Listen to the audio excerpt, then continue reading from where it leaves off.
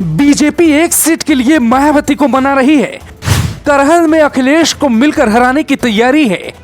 अखिलेश यादव की दुश्मनी से बदला ले सकती है मायावती। ऐसा होगा तो फिर करहल में क्या होगा? ऐसा होगा तो अखिलेश यादव की जीत का क्या होगा?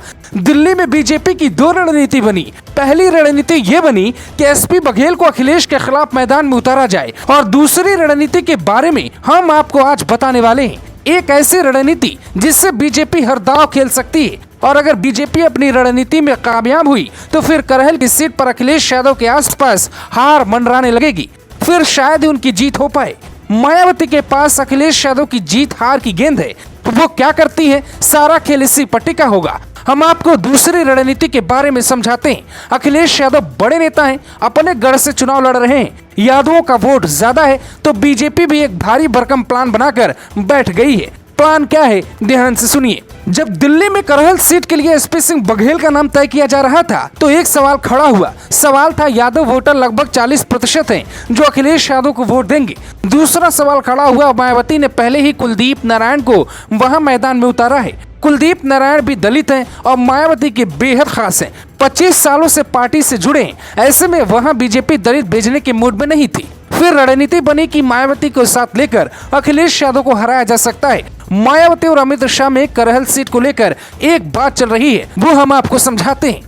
बीजेपी प्रपोजल भेज रही है कि मायावती वहां से अपने उम्मीदवार का नाम वापस ले ले और बीजेपी के उम्मीदवार का सपोर्ट कर दे। बीजेपी को फायदा हो जाएगा, कांटे की लड़ाई करो या मरो में तब्दील हो जाएगी। मायावती अखिलेश यादव से बेहद नाराज भी हैं, और अखिलेश यादव ने ही बीएसपी को हाशिए पे ढकेल दिया। ऐसे में बीजेपी ने दोनों परिस्थितियों को देखकर मौका खोज लिया। बीजेपी चाहती है कि मायावती अपने उम्मीदवार का नाम वापस लें और अखिलेश यादव को हराने में उनका साथ दे। अगर ऐसा होता है तो फिर अखिलेश यादव की हार भी संभव है, या कह सकते हैं कि हार जीत कुछ वोटों से ही होगी। अब ये समझिए कि अगर मान लेते हैं मायावती बीजेपी के प्रपोजल को मान ले, तो फिर क्या समीकरण होंगे? कैसे अखिलेश यादव की घेराबंदी बीजेपी बीएसपी के साथ मिलकर कर पाएगी? बीजेपी के लिए क्या क्या आसान हो जाएगा, वो सब समझिए। जिस सीट से अखिलेश यादव मैदान में है, वहां बीजेपी एक बार जीती थी, तो वहां जीता जा सकता है। बीजेपी को ऐसा लगता है मायावती के बीजेपी के साथ आने पर दलित और गैर यादव वोटर से बीजेपी भी अच्छी स्थिति में होगी। करहल सीट पे कुल 38% वोटर यादव हैं, जिसके कारण अखिलेश यादव ने ये सीट चुनी। 17% दलित, 9% ठाकुर, 7% ब्राह्मण, 13% शाक्य, कुल वोट हो जाएगा 46% के आसपास।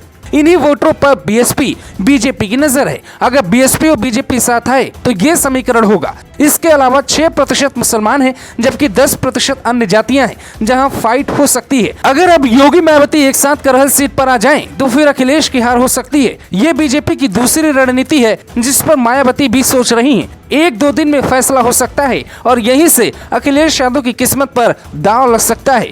कुछ लोगों को लगता है कि अखिलेश यादव को हराना असंभव है, जबकि ऐसा नहीं। बीजेपी ने ममता बनर्जी को उनके घर में हराया।